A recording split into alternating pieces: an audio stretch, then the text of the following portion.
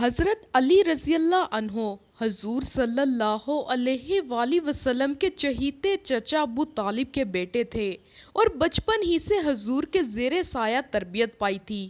بعثت کے بعد جب حضور نے اپنے قبیلہ بنی ہاشم کے سامنے اسلام پیش کیا تو حضرت علی نے سب سے پہلے لبیک کہی اور ایمان لے آئے۔ اس وقت آپ کی عمر 8 برس کی تھی۔ ہجرت کی رات حضور آپ کو ہی اپنے بستر پر لٹا کر مدینہ منورہ روانہ ہوئے تھے۔ آپ نے سوائے تبوک کے تمام غزوات حضور کے ساتھ تھے۔ لڑائی میں آپ نے بہت بہادری کا ثبوت دیا۔ حضور کی چہیتی بیٹی فاطمہ الزہرا کی شادی آپ ہی کے ساتھ ہوئی تھی۔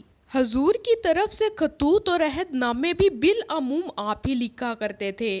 پہلے 3 خلفاء کے زمانے میں آپ کو خاص درجہ حاصل رہا اور ہر اہم کام آپ کی رائے سے انجام پاتا تھا۔ حضرت عثمان کی شہادت کے بعد 3 دن تک کوئی جانشین منتخب نہ ہوا۔ ہر طرف باغیوں کا زور تھا اور مدینہ میں عجیب افراتفری مچی ہوئی تھی۔ انتظام بحال کرنے کے لیے ضروری تھا کہ فوری طور پر خلیفہ کا انتخاب کیا جائے، اس لیے انصار ساجد بزرگوں نے اکٹھے ہو کر حضرت علی سے درخواست کی کہ وہ خلافت کا عہدہ قبول کریں۔ آپ نے بار بار انکار کیا لیکن بالآخر مان گئے۔ چنانچہ ذی الحج 535 میں عام بیعت ہوئی اور آپ نے مسند خلافت پر قدم رکھا۔ حضرت علی میں سب سے پہلی چیز آپ کی شجاعت ہے۔ سخت سے سخت مارکوں میں بھی آپ ثابت قدم رہے۔ بڑے بڑے جنگجو آپ کے سامنے آنے کی جرأت نہ کرتے تھے۔ آپ کی تلوار کی کاٹ ضرب مثل ہو چکی ہے۔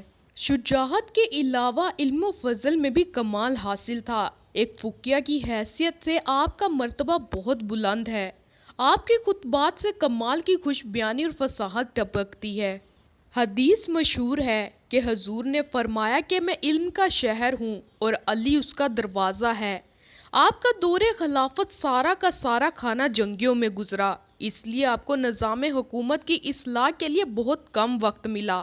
آپ سے جہاں تک ممکن ہوا اسے بہتر بنانے کی پوری کوشش کی۔ فوجی چھاؤنیوں کی تعداد میں اضافہ کیا، سیکھا مال میں بہت سی اصلاحات کی جس سے بیت المال کی آمدنی بڑھ گئی۔ اموال کے اخلاق کی نگرانی خود کرتے اور احتساب فرماتے۔ خراج کی آمدنی کا نہایت سختی سے احتساب لیتے، ذمیوں کے حقوق کا خاص خیال رکھتے۔ عدل و انصاف کا رنگ فاروق کے عہد سے کسی طرح کم نہ تھا۔ محکمہ پولیس جس کی بنیاد حضرت عمر نے رکھی تھی، اس کی تکمیل بھی حضرت علی کے زمانے میں ہوئی اور ایک باقاعدہ پولیس کے دستے کا قیام عمل میں آیا جسے شرطہ کہتے تھے۔ اس کے فرائض میں امن، جرائم کی روک تھام کے علاوہ منڈیوں کی دیکھ بھال بھی شامل تھی۔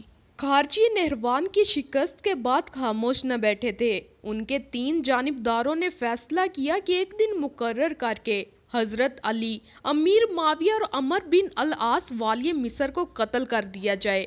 چنانچہ تینوں اپنے سفر پر چل پڑے۔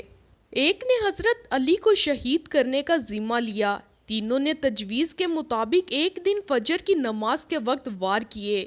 امیر معاویہ پر وار اوچھا پڑا۔ عمر بن العاص نے اس دن اپنی جگہ کسی اور آدمی کو مسجد میں بھیج دیا تھا، چنانچہ ان کی بجائے وہ آدمی قتل ہو گیا، لیکن حضرت علی کو زہر آلودہ خنجر کا کاری زخم لگا جس کے باعث حملے کے تیسرے روز یعنی 20 سے 24 رمضان کو رحالت فرما گئے۔